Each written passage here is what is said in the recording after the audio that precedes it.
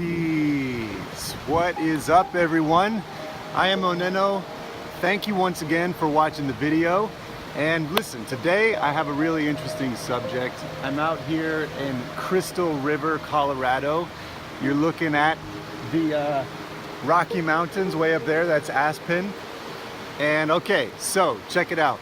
Yesterday, if you caught the other video, I was out in Utah looking at the most ridiculous scenery. And I made a video on how to manifest your dreams. And I thought I would make another video, a part 2 if you will, on how to manifest your dreams.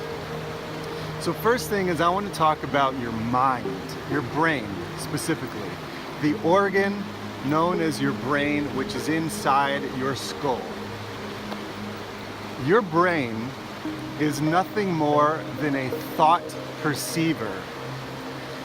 So your brain does not actually transmit thought.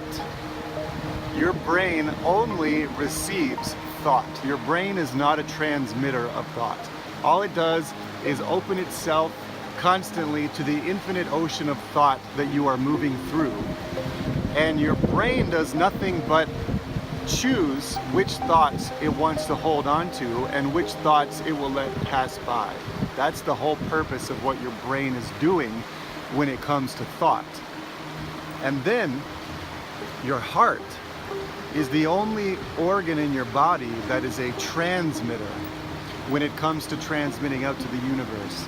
Your heart, every single time it beats, pulses out a 360-degree sphere of energy. So, to recap, your brain does not actually think thoughts, meaning your brain does not create thoughts. Your brain is perceiving thought.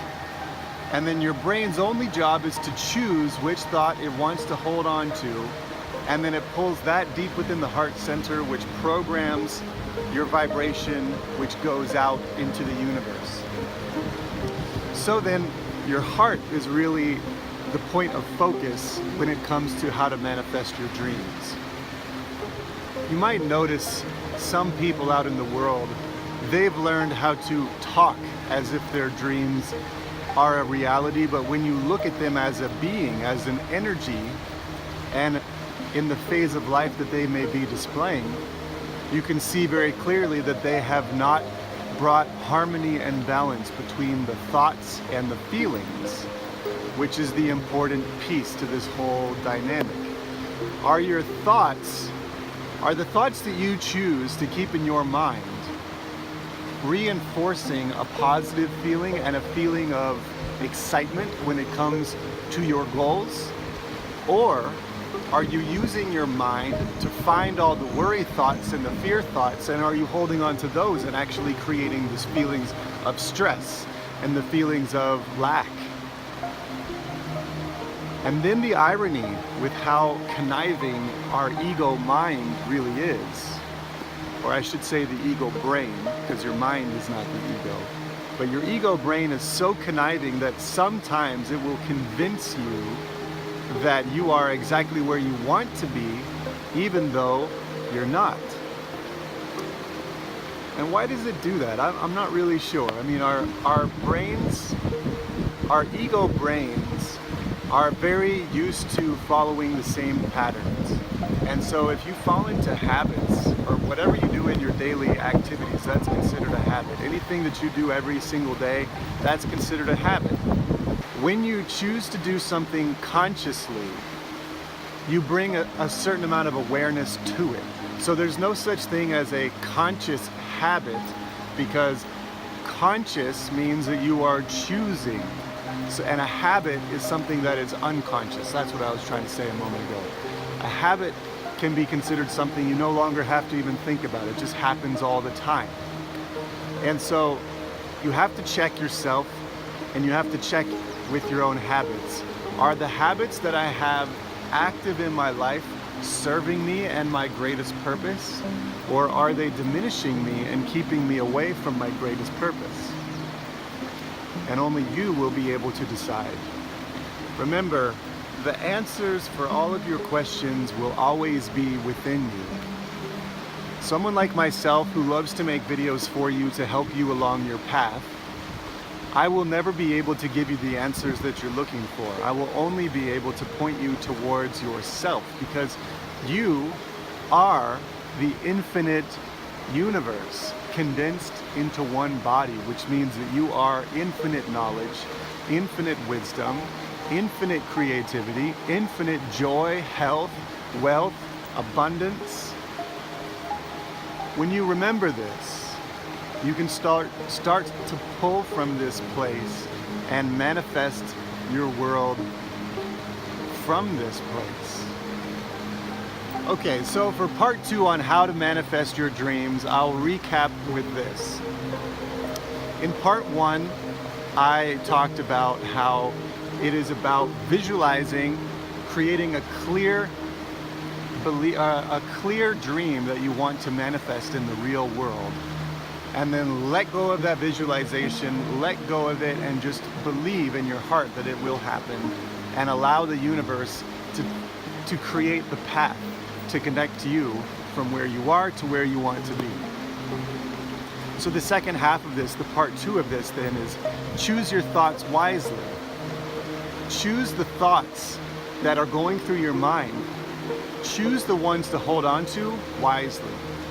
Don't choose the thoughts that you hold on to haphazardly. And most certainly, if you notice that you have thoughts in your being that you have held on to that are not serving you, let those go. Do not keep them active in your energetic sphere. And then ask for divine assistance. Ask for the universe to help you. There are 2 parts to manifesting something. One is you have to do your action. You have to do your part. If it's a skill that you need to acquire, well, you need to practice that skill.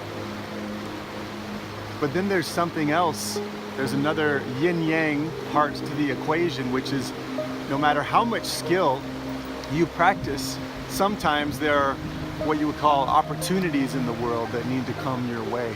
And you don't really know how they will come your way.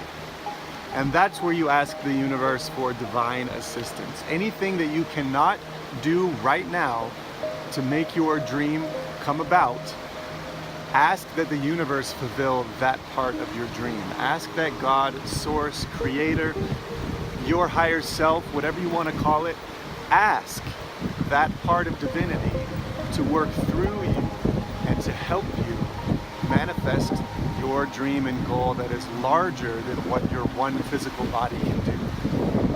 And see, this is where the ego wants to actually jump in, because the ego wants to say, well, I can do it all by myself. And you know what? Part of your journey will consist of allowing the ego to try to do it, meaning allowing your one body to try to manifest your dreams. But when it comes to actually manifesting your dreams, it will involve more people than your one body. It will involve more locations than your one location. And because of that, you will need divine help. You will need divine assistance. But you live in a free will universe, which means that divine assistance will only come when you ask for it. Not because of any kind of punishment, but because of the free will. Because if divine assistance was to come to you without you asking for it, that would be a violation of your free will. But because the universe is unconditionally loving and unconditionally supportive of what you want to accomplish in your life, when you ask, you will receive. That is part of what I believe it's in the book of Matthew in the New Testament of the Bible. And I'm not usually one to quote Bible verses, but I do think that there is some amazing wisdom in parts of this book. And one of the bits of wisdom is, knock and the door will be open to you, seek and you will find, ask and it will be given.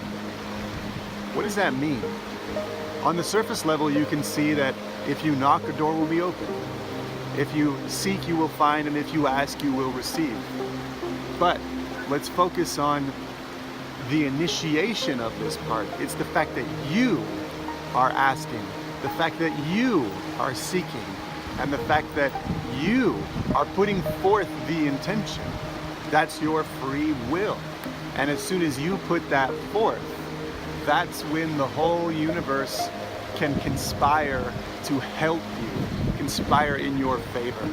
And again, one of my favorite words is proanoia. It's the opposite of paranoia, which is that there is some sort of conspiracy to help benefit you on all levels. Proanoia. If there's one thing I'm learning on this journey right now as I'm making my way out to Nashville, these kind of environments that I'm finding myself in, I didn't have to plan. It took me a very short amount of time to discover all of a sudden, hey, I want to grab a tent and I want to find beautiful nature to go camping in. And the next thing you know, I just go up online and I find different KOA spots, select these ones, and now here I am. In here, it was not hard, it was not difficult. And that's kind of the way the universe has been working for me recently, is that things have been speeding up, they're becoming more fluid. And I'm just really excited. I'm so excited with where my life is going, and I want to inspire you to stay focused on your path. Believe in your heart that anything that you want to manifest will come about, one way or another. It doesn't matter how it will come about. And then do your part. Take whatever action you can. All right? I'll see you again, I'm sure, at another beautiful location. I got 300 miles ahead of me on the road, so I'm gonna hop in the shower, because trust me, I do not smell that good right now. And then I'm gonna jump in the car. So thanks again for watching the video. Pop on over to the website, check out the blog at IamOnenO.com. Sign the email list so we can stay in touch. And drop a question on the blog or in the comment section of this video so we can, so I can actually communicate with you and answer some of your direct questions on how to manifest your dreams or on any subject at all. So, one love, thank you once again. Oneness in sound, I am OnenO. Peace. Woo!